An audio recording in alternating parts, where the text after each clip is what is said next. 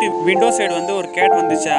இவர் புரிஞ்சுக்கினாரு பசியோட இருக்குன்னு. சாப்பிட்றதுக்கு கொடுத்தாரு. அது சாப்பிடாம எடுத்துன்னு போகுது. இவரும் பார்க்குறாரு எங்கேதான் எடுத்துன்னு போகுதுன்னு. பார்த்தா அந்த அந்த கேட் வந்து குட்டியை கூப்பிட்டு அந்த குட்டி கொடுத்துட்டு சாப்பிட்றதுக்கு. அது ஒரு வாய் கூட சாப்பிடல. இதுதான் அம்மாவோட பாசம். அதுக்கப்புறம் பார்த்தா இந்த இந்த பூனை வந்து என் வீட்டு பின்னாடி தான் குட்டியை போட்டிருக்கு. அப்போதான் புரிஞ்சிச்சு. அதுக்கப்புறம் அந்த கேட்டு அந்த குட்டிகள் எல்லாம் வீட்டுள்ள கூப்பிட்டு வந்து சோறு கொடுத்து அதுக்கப்புறம் அந்த அண்ணா அவர் வீட்டில் வச்சுக்கினாரு. இந்த அண்ணாவோட மனசு இப்படி இருப்பாங்களா ஆளுங்க. So cute.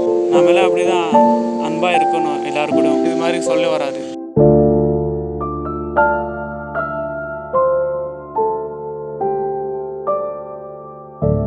இந்த அக்கா இந்த டாக்கு கூப்பிட்டது எப்படி ஓடி வருது பாருங்க. அந்த டாக்கு தெரியும் இந்த அக்கா கூப்பிடும் போதெல்லாம் எதனா கொடுப்பாங்க சாப்பிட்றதுக்கு. எப்படி வருது பாருங்களேன். அது டாக்கு புரிஞ்சிருது.